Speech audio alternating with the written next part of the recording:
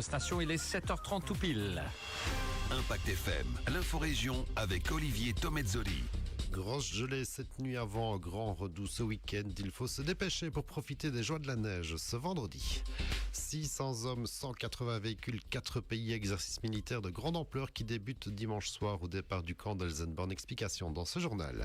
Et en rallye, gros problème moteur pour Thierry Neuville au Japon. Le pilote de sa vitre roule quasi au ralenti à plus de 5 minutes de Tanak après 6 spéciales. Vendredi 22 novembre, le développement des titres de l'info de l'arrondissement. Présentation Olivier Tomezzoli.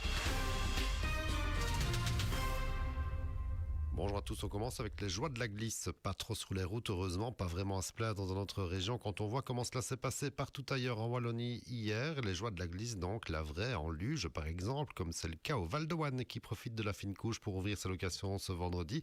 On skie aussi sur une petite piste au Mont-Rigui pour les affiliés des skieurs réunis de Haute-Fagne, une piste qui a été damée, mais il va falloir en profiter rapidement parce que les beaux paysages et le gros gel de cette dernière nuit, ce sera bientôt un souvenir avec des températures qui vont remonter au-dessus des 10 degrés dès ce dimanche. En attendant le retour de la neige, même s'il pourrait encore tomber quelques centimètres ce soir avant le gros redoux du week-end.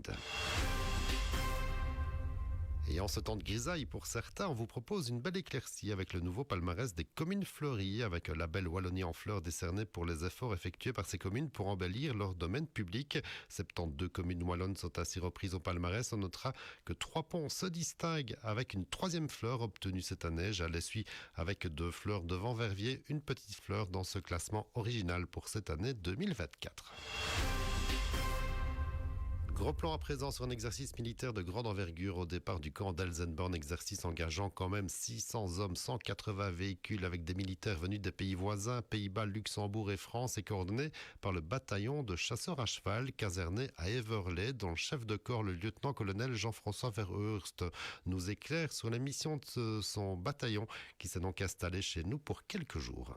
Les missions de base sont la reconnaissance, reconnaître le terrain, reconnaître l'ennemi, voir en avant de la brigade ce qu'il pourrait y avoir devant eux, observer, donc faire ce qu'on appelle la surveillance de différents points de passage, de zones particulières, etc. Et ensuite, on participe également à ce qui est transmission de l'information pour éventuellement de l'acquisition de cibles dans la profondeur pour l'artillerie, pour la force aérienne et autres. Et tout ça n'est possible qu'en faisant l'amalgame de toute l'information qu'on reçoit par le biais de l'analyse pour transformer l'information en renseignement. Et en pratique, cet exercice militaire débutera réellement dimanche soir jusqu'à vendredi prochain. Il ne devrait pas y avoir de nuisance pour les riverains. Pas de combat prévu a priori.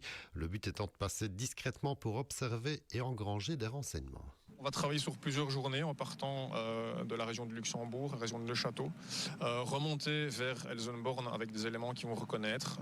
On aura l'équivalent de plus ou moins 250 personnes qui vont reconnaître vers la région d'Elsenborn, avec de l'autre côté une centaine de personnes qui va jouer l'élément rouge pour essayer de simuler un ennemi, de réagir à ce qu'ils ont en face d'eux. Et ensuite, une fois qu'on aura fini cette première phase-là, on va simuler une contre-offensive ennemi rouge pour essayer de faire travailler notre personnel dans l'autre sens, en reculant tout en gardant contact avec l'ennemi. C'est un gros challenge pour nous aussi, mais je crois que tout le monde est bien préparé pour ça, la motivation est là. Et puis on s'est rendu compte à l'arrivée du personnel qu'il y avait vraiment cet engouement pour un exercice multinational, avoir envie d'essayer autre chose. Pour les Français, Luxembourgeois et les Hollandais, c'est un nouveau terrain de jeu. Les Belges ont un peu plus l'habitude, mais je crois que tout ça fera que ça va se passer relativement fluide. En rallye, on croise les doigts en ce début de rallye du Japon pour Thierry Neuville. Les premières spéciales ont eu lieu cette nuit, décalage horaire oblige, et le pilote de sa vitre connaît de gros problèmes de puissance constatés sur sa Hyundai après avoir pourtant remporté la 2e spéciale du jour. Conséquence de ses ennuis de moteur, de turbo, Thierry est quasi au ralenti avec de gros écarts et plus de 5 minutes de retard au général après 6 spéciales. Classement mené par Rod Tanak, le seul qui peut empêcher Neuville de décrocher le titre mondial, mais le rallye est encore long, suspense jusque tôt dimanche matin.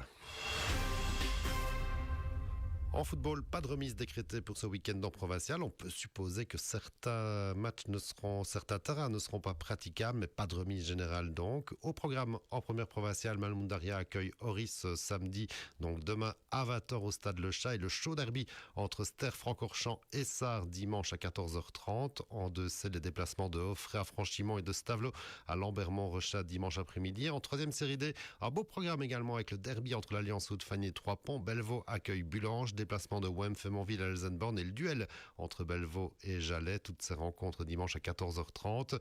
Et enfin, 4e série F, derby entre Stavelot B et WEM Fémonville B. Demain soir, on notera encore le déplacement de Ster B à Walkenrad B. Ce sera dimanche après-midi. Résultats et enseignements de cette nouvelle journée de championnat, ce sera bien entendu dans nos éditions de lundi matin. L'info continue sur notre page Facebook Impact